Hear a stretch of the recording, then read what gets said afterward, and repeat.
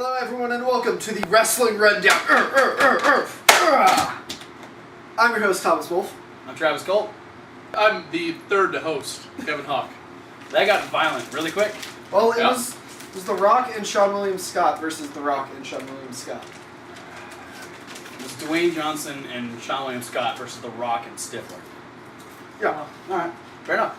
Yes, welcome to the Wrestling Rundown, episode 14. Moving right along here. We're in the middle of King of Trios. Yeah. Coming up on Night of Champions. Yeah.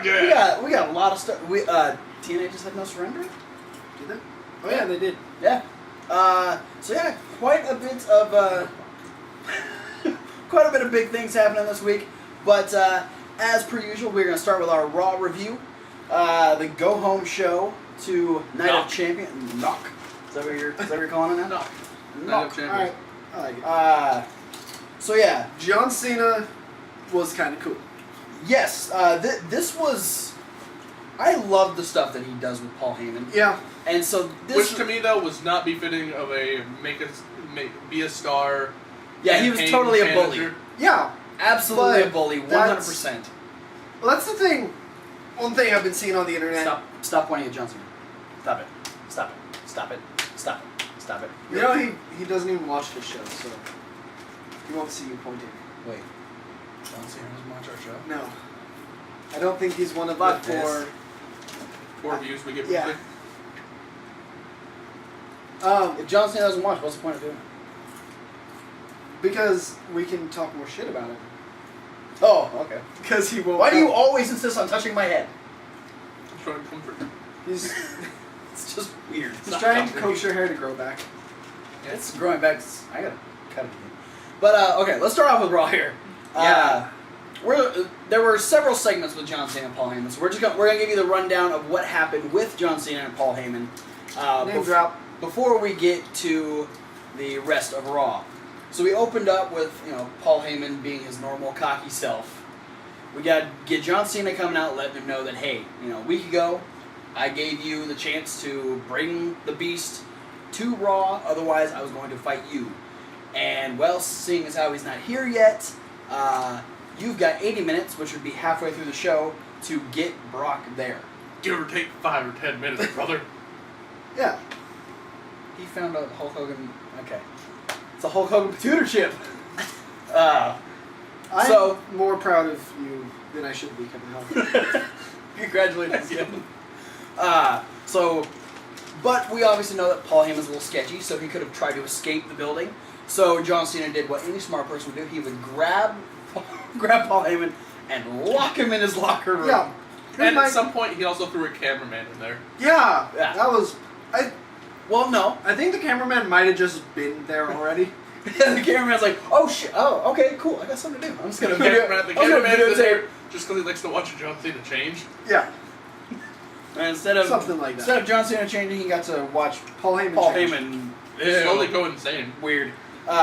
Cena would also enlist the help of Great Khali to guard the door and not let Paul Heyman out. Yeah. Okay, so my question though, like Paul Heyman comes out, talks Paul Heyman style, and Cena comes out, he's like, "Hey, where's Brock? I'm gonna fight you now."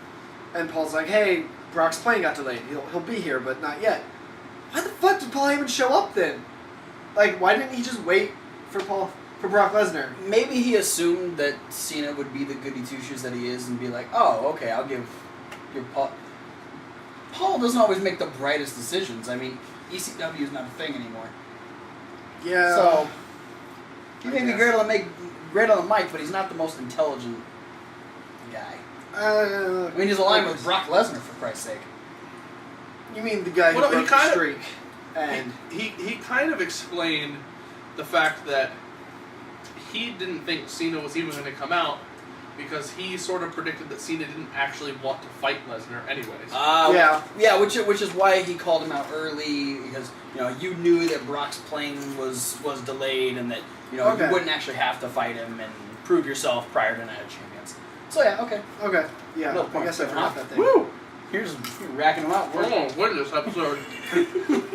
You are going to win episode 14. Congratulations.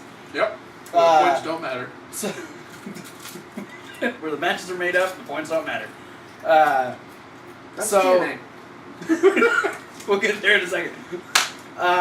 We also, we get the little backstage thing. Paul Heyman doesn't get service inside John Cena's locker room, so he can't get a hold of Brock. And then he asks Great Khali if he can just walk over across the hall to get better service.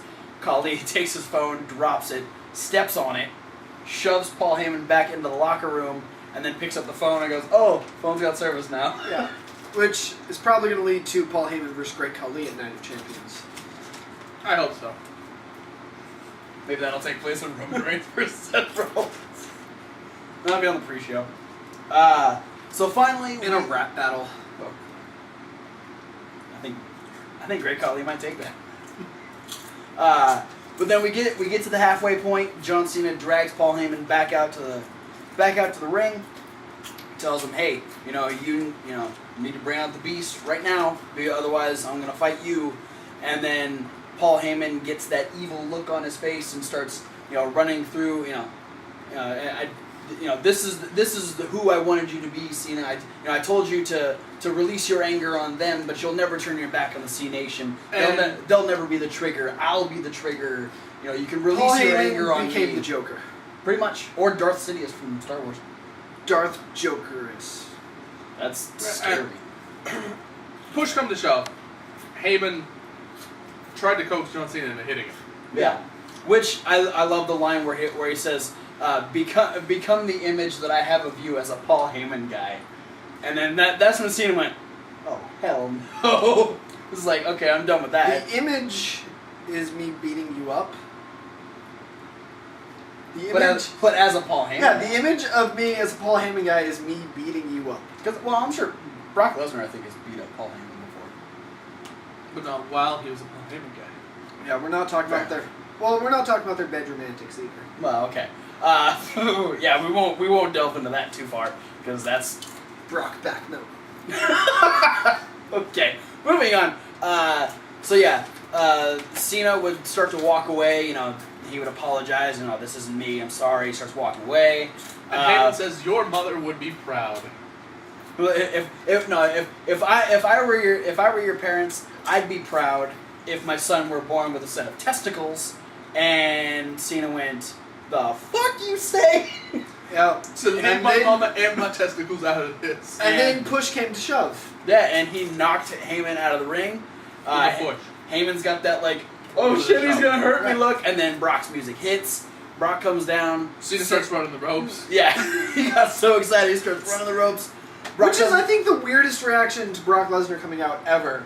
Well, if you've heard Stone Cold talk about his match with Goldberg at WrestleMania 20, that's what Stone Cold wanted to start doing because they weren't doing shit. Yeah. So No, Brock Lesnar and running ropes are actually fairly synonymous with each other. Right, Cena in his head's going, Brock Lesnar's coming out.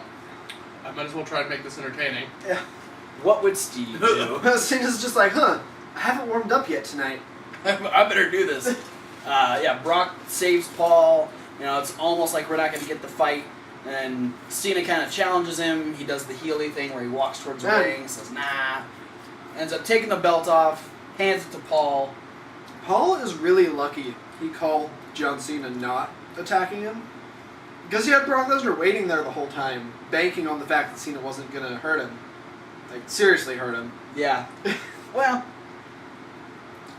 Yeah. Because even if Cena, picked Heyman up for the attitude adjustment and Brock's music hit, do you really think Brock could make it to the ring before Paul got hurt? He'd have to German suplex somebody on the way down. He would just grab the cameraman at the top of the ring and German suplex it all the way into the ring to hit John Cena. Anyway, hit John Cena, he dropped Paul Heyman. But yeah, these two fucking went at it. Yeah. And it actually made me kind of forget how much I hate the idea of Brock Cena too. See, and here's the thing: is this is what they did prior to their Extreme Rules match when Brock first came back. Is they had those two or three brawls on Raw prior to Extreme Rules, and so it makes it interesting because you're actually seeing them get physical, but they're not going to get that physical at Night of Champions, Which is sad. because it's not. There's no. I was entertained because Cena was whooping his ass. Yeah. Yeah, I mean, there's no stipulation ahead of the match, so we know we're not going to get that replicated. I did have a groaner moment where Brock Lesnar came back in and then German suplexed him, and I was like, oh. I saw two great memes of that. One was Cena getting the German suplex, and it was his face going, "Oh no, not again."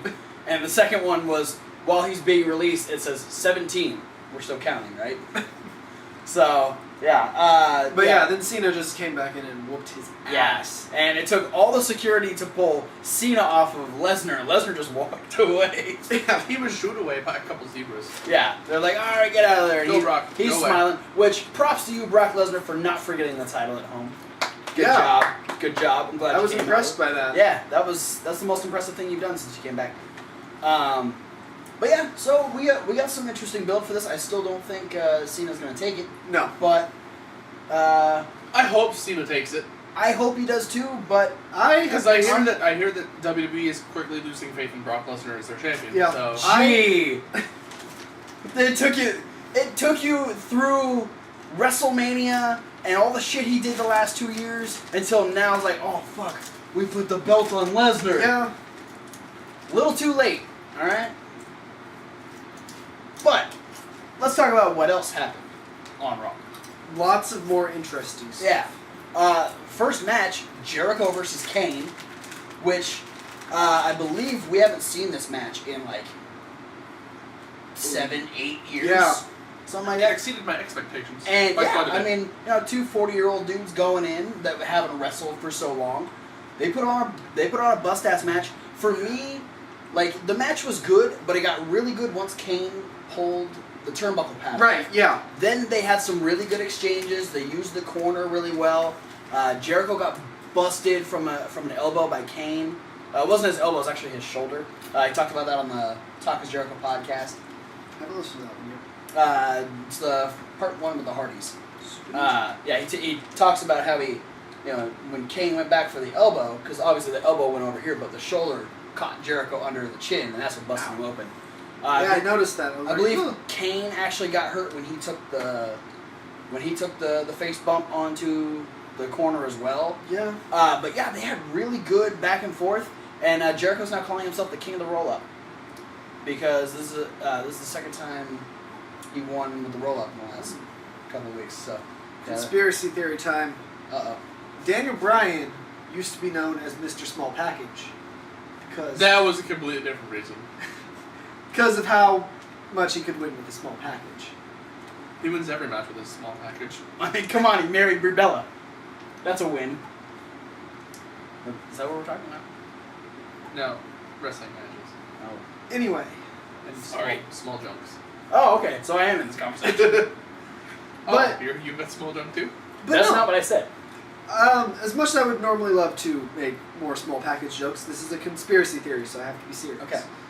Oh, Okay. Kind of serious. So, Daniel Bryan used to be known as Mr. Small Package. Which is a version of a roll-up. Yeah.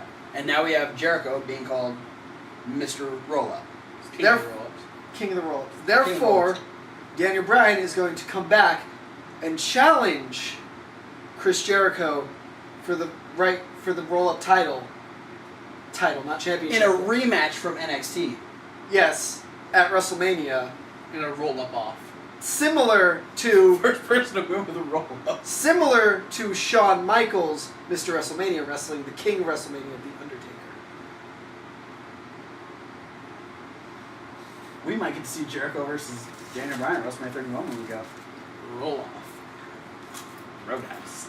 Roll-up. But Jericho would get the win off the roll up.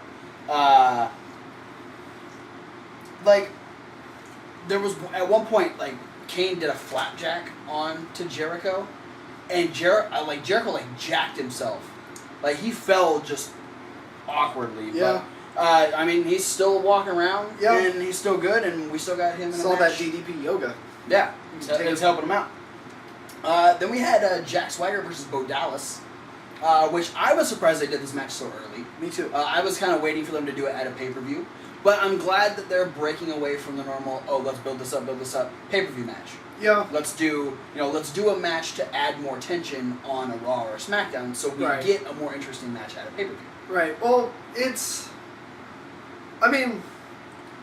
kind of like, and it'll be better when when they start doing this more often. When they used to build up matches for Raw and SmackDown, and then use those matches to build future pay-per-view matches instead of just building for pay-per-views. Yeah. You need to make Raw and SmackDown prevalent as well if you want... Especially SmackDown nowadays. Yeah, especially if you want your pay-per-view matches to be interesting, you need more to happen on Raw and SmackDown to make people want to see those pay-per-view matches. Yeah, exactly. I mean, it's... Exactly, I think we were hitting on it kind of last week with this oversaturation of the market for WWE. Right. Is just like how now their expectation is just we can build up every match in a month. Yeah. And make everybody completely vested and interested in every single match with only given 30 days time between pay-per-views. Right. And really only hitting on the main story points on Raw. They don't really do a lot of that on SmackDown. SmackDown is mostly just matches. Right. And to go on a slight tangent, I'm really hoping the network allows them to limit the number of pay-per-views more, especially because they have that 6 month subscription. So you can't have a pay-per-view every other month, and they can't just cancel it for a month that they don't have the pay-per-view. Yeah, I unfortunately think the 6 month commitment requires them to put the continuous pay-per-views on, because that's one of the main drawing points of the network. Is you're paying. It was, and now NXT is. Well, yeah, but people who don't. There are people that don't give a shit about NXT. They're wrong. Who? Don't cater to them. They're not allowed to watch wrestling. Name one person. Stupid people. Name one person. That one person who's not actually watching the show. Everyone who watches our show loves NXT. Yeah. Well, there's that one guy. I know who you are. I don't. But anyway, I feel like they have to put that Name on. one. I'm not person. naming anybody, Kevin. Shut the fuck up. Sorry, I didn't mean to yell at you. No, I did. But no, don't throw. They have to put the pay-per-views on there. Go Because- mouthful. Rude. They have to put the pay-per-views on there because that I feel like that is the drawing power. Is that rather than paying $60 a month or $50 a month or however much it costs for a pay-per-view to see that one pay-per-view, you're paying $10 a month, $9.99. I mean, to see that pay-per-view as well as all the extra stuff. And I feel like the pay-per-views themselves are what draws people, are what they're assuming will draw people to them. And That was one of the biggest selling points for me. I do get that argument. It's just that even if they went every other month with pay-per-views and just made it to where, like, the 6 month, the subscription ends, if you don't renew, you won't get SummerSlam. Yeah. Because that's the next don't get me wrong, I completely agree. I would like to see them, tone down on how many pay-per-views they do. Just like they're doing NXT. Like, the next NXT TakeOver is slated to be in December. Right. So we got a couple more months for them to build up awesome storylines and set up these great matches, which is what the pay-per-views should do. Back to Raw. But let's switch back. Yeah. Jack Swagger would get the win over Bo Dallas from Bo Dallas rolling him up with that sunset flip pin and kicking out at 2 and then rolling into the ankle lock. That was awesome. Great finish. Kevin popped for it. We just watched it a little while ago, and he went, "Oh, that was cool." That was good. Yeah, and then that really helped set up. Obviously, there's more issues for Bo now. He's like, he thought he was America's sweetheart, and he lost to Jack Swagger. So yeah, I mean, these two, I feel like, based on the match they had on Raw, I really think if built right, they could probably have a really awesome match on pay-per-view. So neither of them are poor wrestlers by any stretch of the word. Swagger is in the sense that he injures people. Yeah. That is a mark against him, but he usually has entertaining matches. Yeah. Or at least solid matches. This being one of them. Up next, we had an interesting Divas tag match, which I have dubbed squashy but not squashy. I was really confused when they showed the versus screens. Because I was torn because I was so used to seeing the teams polarized. Right, you're like, or opposite. they're on the wrong side. Where I'm so used to seeing the Bellas on one side, and then like Paige and AJ have been doing a lot of teaming together recently. and then to have one of each be on opposing sides, I cried on the inside. But then you were all smiles once the match started. Well, I was crying on the outside, tears of joy, because there was a lot of hotness. Yeah, there was a whole lot of hot. And this was mostly a squash match on Brie. AJ never got a chance to get in the ring. Well, here's the problem. It was a one-on-one match with two people standing on the outside. Yeah. Brie started the match. Nikki tagged out immediately. Oh my God! I didn't even realize that Nikki never got tagged back in. Holy shit! So we had Brie Bella versus Paige on Raw, and Paige won. Yep. And then the fun started. You know, we had the sad, Nikki gave the rack attack to Brie, but then we had AJ skipping around the ring following Paige, and Paige like stopping, stop it, and then AJ smiling at her and just continued to do that. They just keep doing more and more just hilarious stuff. Well, you know what they say. Friends who skip together probably sleep together. Hopefully. Wow. Okay. I don't think anyone actually says that, but we just did. So let's make that a thing. That is a Thomas Wolfe quote. You can find that on Twitter at Thomas Wolfe FTW. Well, no, you can't find that on Twitter, but you can find some other cool stuff. You'll find that eventually. Probably. I'll probably just post it, tagging it. You can find my theory about how Kane is Super Statham. That was funny. I enjoyed that. Up next, silly. so you talked about the possibility of Big Show feuding with the Wyatt family, and we got the actual beginning of this. We had a one-on-one match between Big Show and Bray Wyatt, which was really entertaining because Big Show was so aggressive and beat the fuck out of Wyatt, but Wyatt was laughing and was just like coaxing him in to do more. He had that great spot where he caught the boot and dropped it. And really got the advantage on Big Show. So,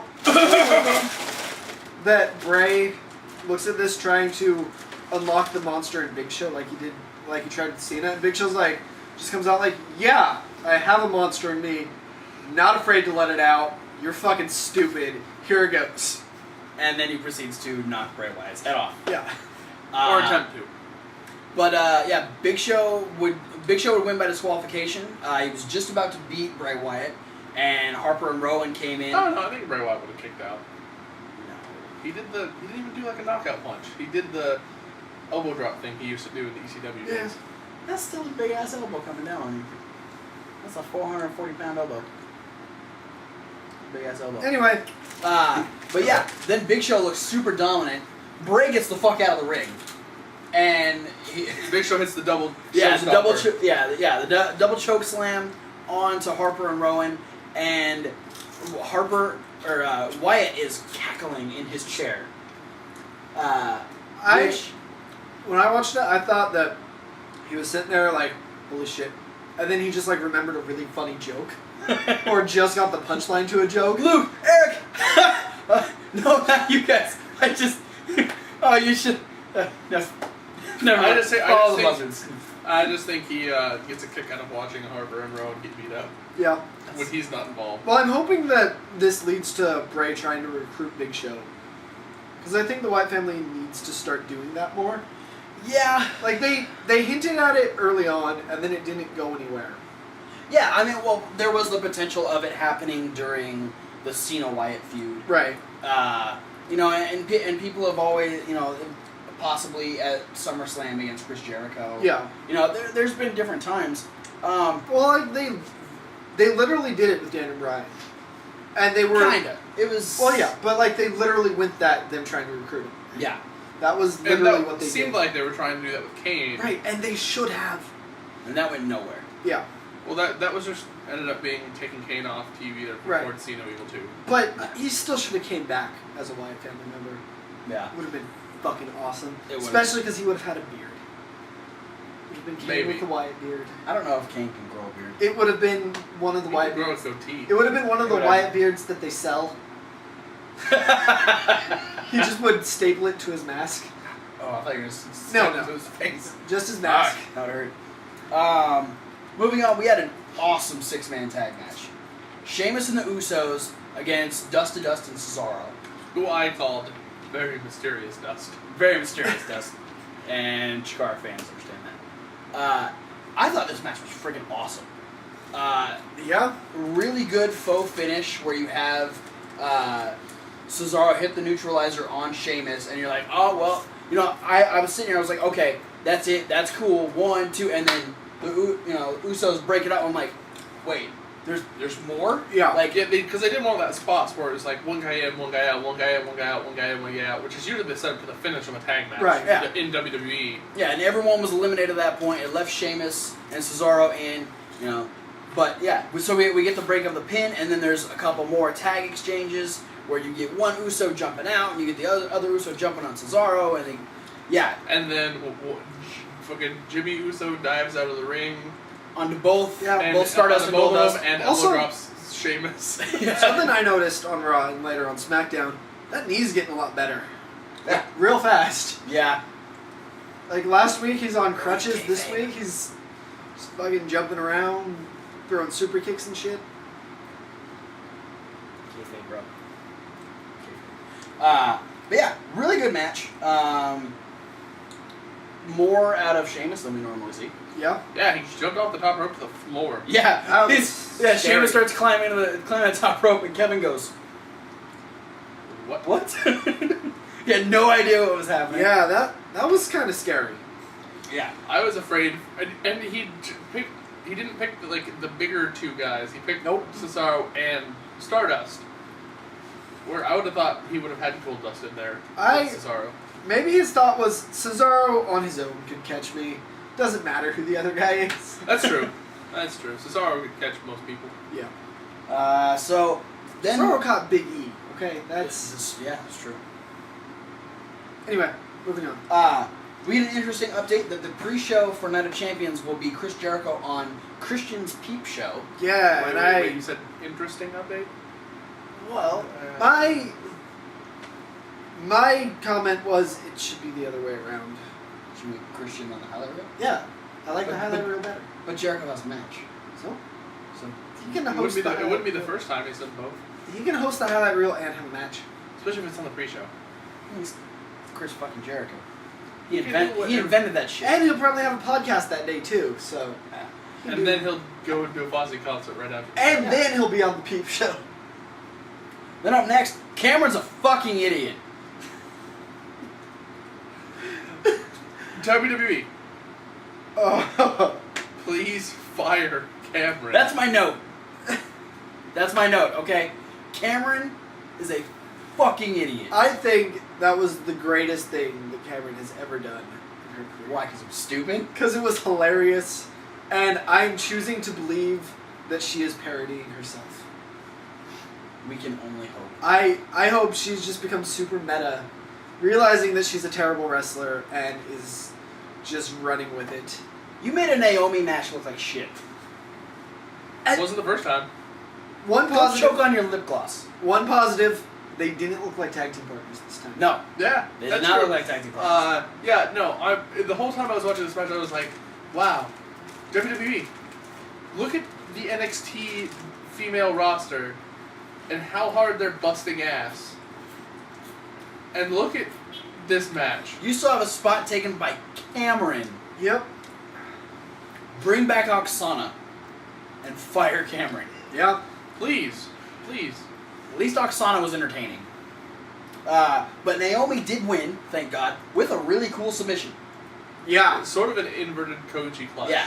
The match itself sucked, but the end was great. Yeah. Thank you, Naomi. I'm sorry that Cameron sucks, and hopefully you can move past this and, and this actually week, do good Naomi's shit. ring here didn't make me think of a race flag.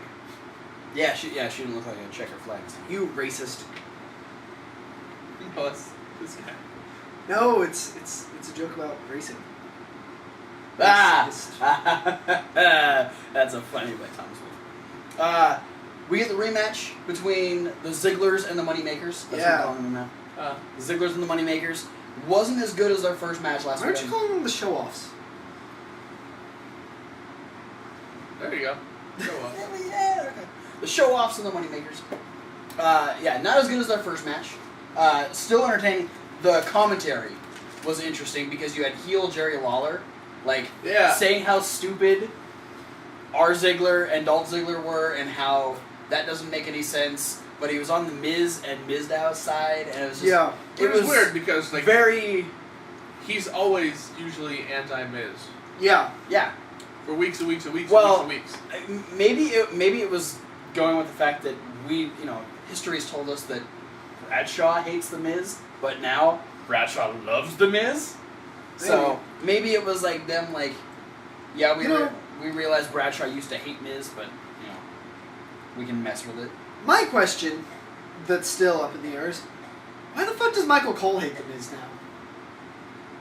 Miz used to be his favorite wrestler and best friend, and now he just can't stand the guy. What the fuck happened? Miz never trained him to go to WrestleMania. That was Jack Swagger. Okay. He lost faith in the Miz. That's why he really likes Miz. Jack Swagger now. Maybe. Miz. Lost faith in you. I lost faith in you a long time ago, Miz. I never had faith in you. So. I had faith in him for like a minute after he did the "Nobody Wanted Me Around" promo, but I fought and scraped, and here I am. I was like, yeah, you raise a good point. Everyone hated you, and you still stuck it out and made something of yourself. And everyone still hates you. And then he wrestled again, and I was like, oh yeah, you suck. That's why everyone hates you. Yeah. It's a sad truth. It's an inconvenient truth.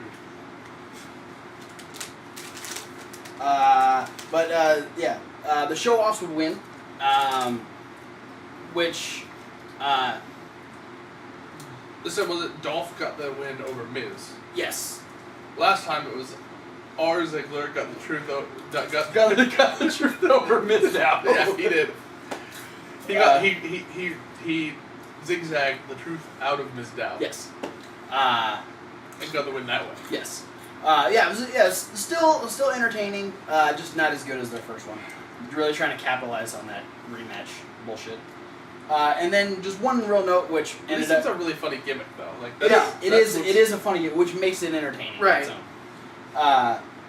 this was a note, ended up being a lie. This said Big Show and the Usos were going to face the Wyatt family. That was a lie. Big Show teamed with the Matadors. But we'll talk about that on SmackDown right now. Who said that? Because I never heard that. It was on. It was a graphic that came up on Raw. Oh. It was the version I watched on Monday. Said that. Yeah. Yeah, I Yeah. remember It's a lie. All I remember is them saying 6-man tag match. But then we get our main event match, which is supposed to be a match at Night of Champions: Roman Reigns versus Seth Rollins. that. Yeah. Why? They said They're confusing as fuck. They said at the beginning that Roman Reigns didn't want to wait till Night of Champions and wanted to face Seth Rollins that night. So many people get denied the. Right. I don't want to wait till next time. Too bad. You have to wait till next Right, time. It I happens 99.99999% of the time. What made Happens this one time? 99% of the time. What made this one particular instance of Roman Reigns not wanting to wait? Especially so because the special? Authority fucking hates Roman Reigns. Well, the Authority wasn't even there. But they, But who makes the matches then? yeah. Kane was making the matches that night. Kane's part of the Authority. Yeah. Jericho knocked him loopy. He didn't know Your what he was argument's thinking. invalid. They announced it before his match. Roman. Okay, new theory. I have a Did I theory. just get another point? Okay, Roman Reigns really wanted to face Seth Rollins, Okay. but they weren't going to let him. So he's like, okay, Kane, how about I face the Miz? Kane's like, okay. And Roman's like, okay, I'll go fill in the names on the contract. It's cool. Don't worry about it. Yeah. And Kane just wrestled Chris Jericho at that point, so he's like, yeah, whatever. Just, take care of it. All right, I got this, Kane. Don't worry. You'll never know. And then Seth goes to Kane later. He's like, Kane, what the fuck? You have me down to face Roman. You ruined it. But we actually got a definitive win, which Yeah, I that didn't was expect. cool. Roman Reigns beat Seth Rollins. Awesome match. Well, yeah, that was to be expected. Yeah. It was good. Yeah. For a first time seeing these two go against each other, made me excited to see what they could do with Night of Champions. Well, it did make me excited, but it made me disappointed also because I wanted the first time they locked horns to be Night of Champions, because I've been waiting so long for this to happen, basically since the Shield breakup, Yeah. and to just okay, have it on Raw. Like, advertise it for 2-3 weeks Right. for Night of Champions, and then do it a week before Night of Champions. Yeah. Interesting choice. Poor choice. Yeah. WWE, shame on you. But then we finished the night with Mark Henry rallying America. Why? I got my rally towel.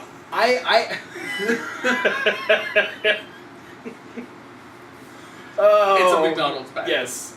I just want to know when this storyline became like show finish. Here is what I read, because I wondered the same thing. I was like, I even have a note that that end of the night, that's not what I would have ended the night with. Here's the interesting thing.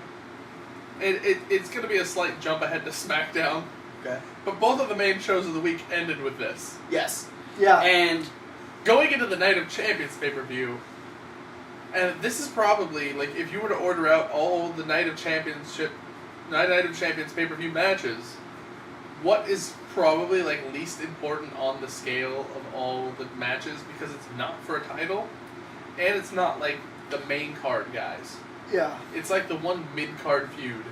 yeah. But they just gave it the end show spot on both the go-home shows, the Night of Champions. Here's what I read, is that the reason this closed Raw was because they're getting Rusev ready to main event Raw, because apparently they're going to push him in a program with Cena.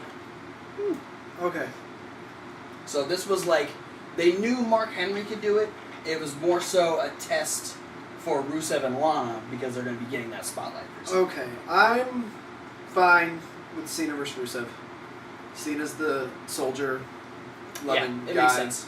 Makes sense. Even if Cena's the first guy to beat Rusev, it'll make sense because he's Cena.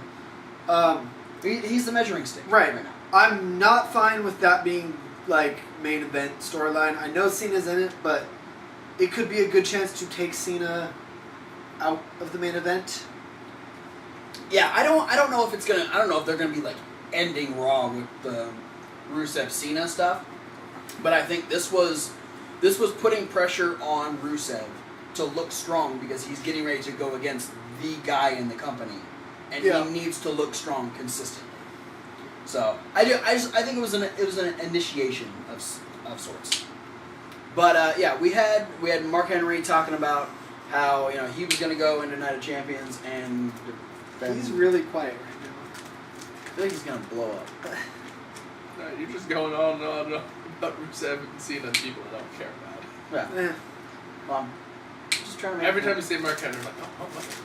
So Mark Henry was rallying America. He did. He rallied them. McDonald's bags were not involved. The ring was very festive. It looked like a 4th of July party. Yeah, in the middle of September.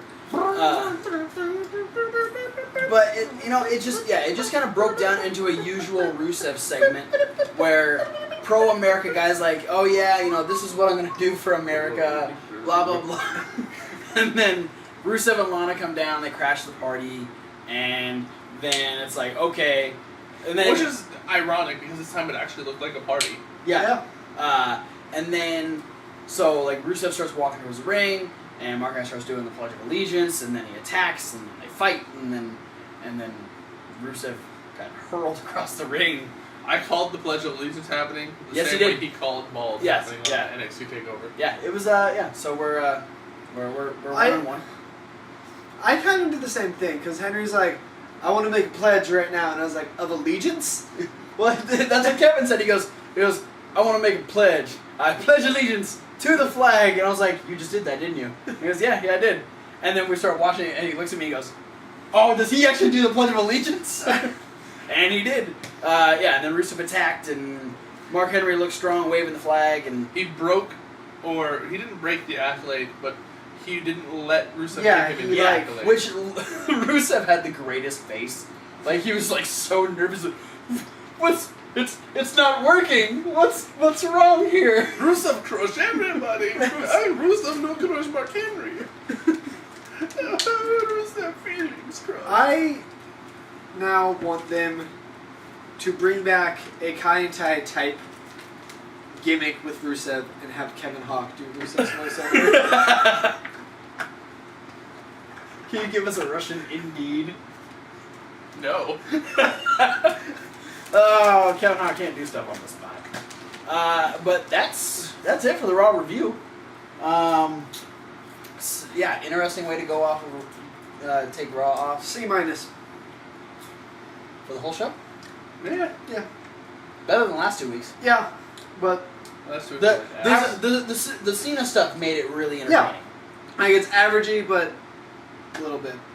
Cena saved Raw. That's a That sentence. hasn't happened in like 6 years. Yeah. It's the bet. Yeah, Not this- dreaming this one. This is real life here. I guess it's 2004 again. Could we say Vintage Cena. Cena and Paul Heyman saved Raw? Yeah, You know what? I'll even give Brock Lesnar Yeah. a smidgen of Yeah. credit. yeah, because he brought the belt. So, but my point in saying that is, Cena did save Raw. Lesnar gets credit for saving Raw, but Paul Heyman had to be involved. Yeah. Well, yeah, So- Paul Heyman did all the talking for Raw. Right. Yeah, you need something to counter promo Cena. Yeah. And Brock Lesnar sure as hell won't do it. Yeah, exactly. Because we know he sucks at it. Or he'll cuss a lot. He cusses a lot. Yeah, He does. they His have little interviews, I they have to would- bleep the shit out of it's him. like half of it's bleeps. I would They have to freaking bleep the bleep out love of him. just to, if they had done this to build up to Night of Champions, just to give Cena the real, like, I can do this, is have Lesnar try and promo against Cena, then have Cena rip him apart. That's good. Too bad Night of Champions is tomorrow. That'd be really easy. And I could see Cena saying, I'm about to verbally German suplex you. 16 times. 16 times. No, I said they should do a training montage before their match. Of like how Cena's training regimen before facing Lesnar. And it's like him versus Daniel Bryan. And like in like a training ring. And he's got like Daniel Bryan 1 week. And then like Triple H the next week. And then Ric Flair the week after.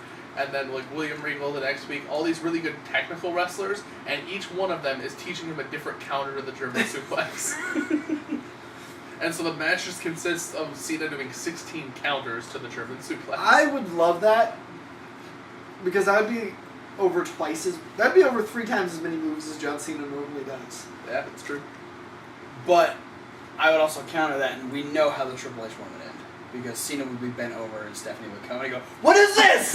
What the hell is this?" Every time I leave you and somebody else in a room together. That would, well, and then that would be his counter in the match, is Brock's going for it, and And then, Cena just bends over seductively in front of him. And Lesnar goes, "The fuck?" And then Paul Heyman goes, "What is this? What the hell is this?" and that is the sequel to Brockback Mountain. Urban Cowboys. That's it for the Raw review. That was a great ending. Annotations. Yeah, There's those and things those up are here. the annotations up here. We're moving on to indie news. Yeah, it's the King of Trios. Oh yeah. So we'll see you Sexy. there. Click the annotations to move on to any of the videos we have, and we'll see you at the indie news section.